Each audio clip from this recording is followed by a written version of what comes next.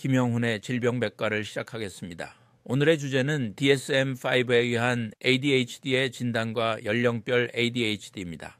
2011년 이후 ADHD에 관한 많은 연구가 진행되었고 정신질환 진단 및 통계 매뉴얼 제5판 DSM-5도 발표되었습니다. 그러나 이 새로운 연구들과 DSM-5는 이전 권고사항을 크게 바꾸지는 않았습니다. 따라서 새로 발표된 지침은 기존 지침의 내용을 점진적으로 수정하는 정도에 그칩니다. 이러한 수정 중 하나는 ADHD 아이와 청소년에게 함께 나타나는 공존질환의 진단과 치료에 대한 중요한 내용을 새롭게 추가한 것입니다. ADHD 관련 위원회는 DSM-5 기준에 맞춰 동종이라는 용어를 사용하고 있습니다. 최근 발표된 연구들은 다음과 같은 내용을 보여줍니다. ADHD의 유병률과 발병 양상, ADHD가 아이와 가족에게 주는 도전, 정확한 평가와 진단, 효과적인 치료를 위한 자원이 필요하다는 점, 그리고 그런 자원이 제대로 사용되지 못하게 만드는 여러 장애 요인들에 대한 인식이 높아졌습니다. 이런 배경을 반영해 이번 지침에는 두 가지 보충 문서가 포함되어 있습니다.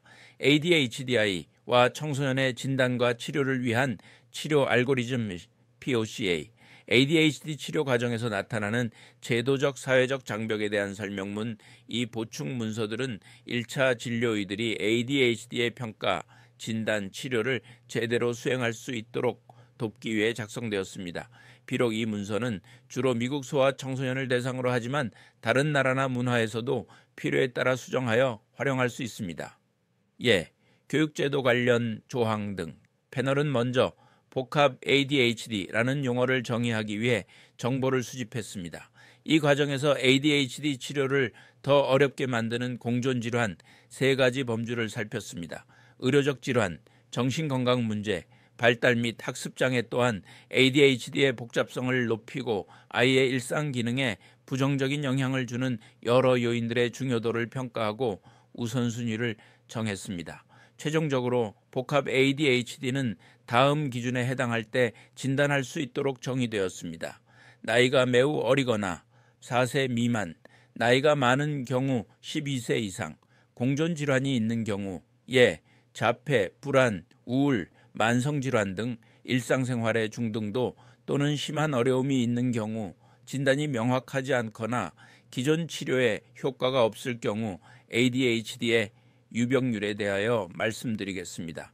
ADHD는 천식에 이어 두 번째로 높은 만성소아 질환입니다. 2016년에 이루어진 국가조사에 의하면 미국 아이의 9.4%가 ADHD로 진단되었습니다.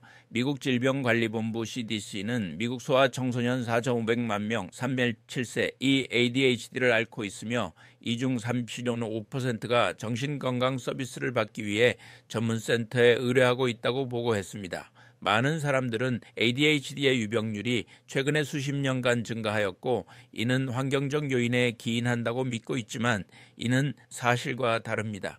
ADHD를 앓고 있는 아이들의 숫자는 변화가 없지만 보다 많은 의사들이 ADHD의 증상들에 친숙해지고 진단 기준이 개선되면서 실제 ADHD로 진단받는 아이들의 수가 늘어난 것입니다. 여기에 더해 예전에는 ADHD는 사춘기를 지나며 없어진다고 생각했으나 이제는 ADHD 증상이 성인이 되어서도 계속됨이 명백해졌습니다. ADHD의 원인은 무엇인가에 대하여 말씀드리겠습니다. ADHD의 단일 원인은 아직 밝혀지지 않았습니다. 하지만 몇 가지 위험 요인들 간의 복합적인 상호작용이 아이의 뇌 발달과 행동에 영향을 미쳐 ADHD의 증상들을 초래하는 것으로 알려져 있습니다. 이러한 요인들에는 유전적 요인, 다양한 기질, 각 아이의 감정 반응, 활동성, 주의력, 자기조절의 차이, 의학적 요인, 특히 뇌 발달에 관한, 그리고 뇌 발달에 영향을 미치는 환경 요인 납, 알코올, 영양실조 등이 포함됩니다. 일부 연구에서 ADHD 아이들의 뇌 성숙이 뒤처진다는 사실을 발견하였습니다. 이러한 ADHD 이원인에 대한 연구 발전에도 불구하고 의사들이 ADHD를 진단하는데 아직 이 사실들을 적용할 수가 없습니다. ADHD의 주증상에 대해 말씀드리겠습니다. 주의력 결핍 증상입니다. 부주의한 실수가 잦다. 주의 집중을 하지 못한다. 남의 이야기를 귀담아 듣지 않는다. 주어진 과제를 끝마치지 못한다. 주어진 일을 체계적으로 수행하지 못한다. 정신적 노력이 많이 드는 일들을 귀찮아한다. 물건들을 자주 잃어버린다. 주의력이 쉽게 분산된다. 해야 할 일들이나 약속 등을 잘 잊어버린다. 과잉행동 증상입니다. 손발을 꼼지락대고 만지작거린다. 자리에 가만히 앉아있지 못한다. 모터가 달린 것처럼 계속 움직인다. 조용히 놀지 못한다. 공공장소에서 뛰거나 기어오른다. 말이 너무 많다. 충동성 증상입니다. 질문이 차에 끝나기 전에 미리 대답한다. 순서 지키는 것을 힘들어한다. 다른 사람을 방해하거나 불쑥 끼어든다. 나이에 따른 ADHD에 대하여 말씀드리겠습니다. ADHD는 아이 발달의 각 새로운 단계마다 각기 다른 어려움을 초래하는 복잡한 장애입니다.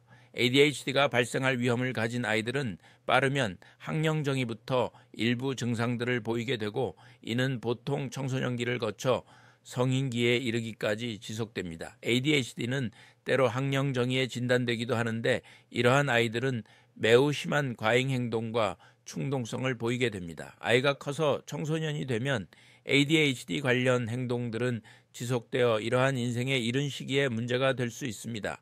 그들은 집중하기 힘들어할 수 있고 체계적이지 못하고 쉽게 산만해집니다. ADHD 증상이 있는 청소년들의 문제는 아이의 이전 시기에 비해 다른 모습으로 나타날 수 있습니다. 과잉 행동의 경우를 예로 들면 어린 시절 초반에는 큰 문제를 보이다 청소년기 후반이나 성년기의 초반에 이르러서는 꽤 줄어들거나 없어지기도 합니다.